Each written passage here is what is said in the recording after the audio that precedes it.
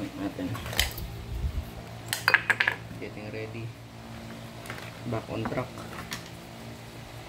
Magre-ready na tayo ng mga gamit natin pang service.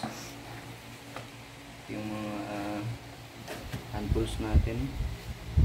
Papansin nyo, pare-parehas na mga Philip plus tsaka Manginos, pero magkakaiba ng haba kasi minsan may mga gipitan, may mga kailangan natin yung iba't ibang haba. Hindi natin ito minsan ice cream, meron pang pangalan ng master natin, Jadix, earpods, allen wrench, ano natin, pump down, aircon. Pero hindi lang naman aircon tinitira natin. So, ito usually nagagamit din natin sa mga microwave. Ayan. So, ano-ano yung tinitira natin. Microwave washing, electric pan. So, pangsukat pagka nag-survey tayo. Gano'n ko lang yung HP. Boss, ba't nakasalamin ka ngayon? Mabulit yung mata ko eh. Nahihirapan ulit ako eh. Ganina napadaan nga kami sa Quiapo, biglaan nagkaayaan magpapalit ng lens. Ayun naninibago tayo ng kaunti dahil nawala daw yung astigmatism natin. Astig ka ba, boss? Astig syempre. Paano ka naging astig? Kasi wala lang, naisip ko lang astig ako.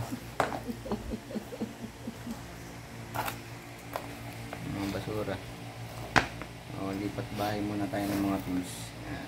Saka bukas, boss. Ano muna tayo? Cleaning ng split type sa umaga. Tapos may window type pa. Tingnan natin kung kaya pa. Sasabihin natin yung studies tsaka work.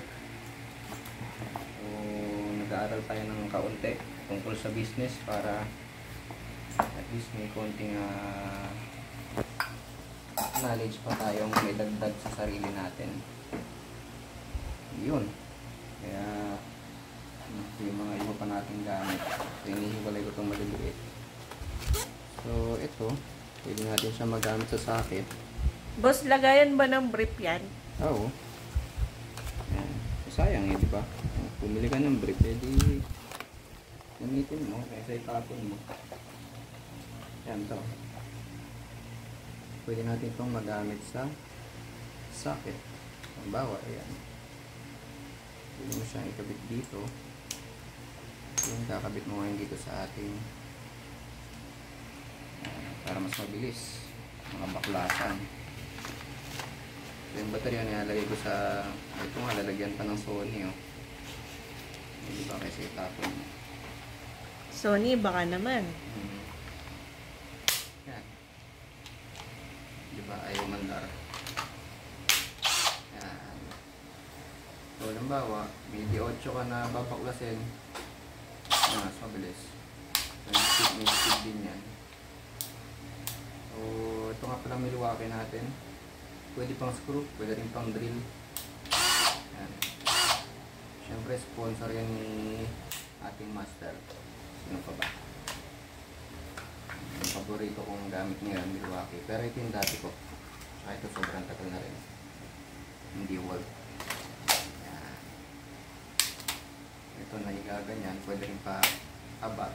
Pagkalimbawa, pang mahabaan yung ano mo. Or meron din tayong dala nito, pang angle. So usually nagagamit ko sa mga magipitan. Bawa dikit na dikit yung ano sa wall, yung outdoor. Siyempre mahirap baklasin yung screw. So ito magagamit natin to. Pwede mo lagyan dito ng kung anong balak mo ikabit dyan. Yung iba't iba natin bala dyan. Ito.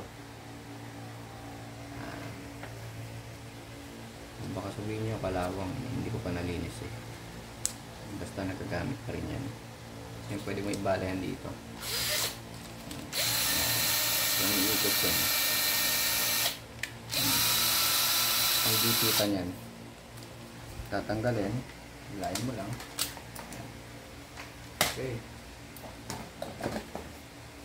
Nagre-ready tayo para pag pumunta tayo sa gera, kompleto bala.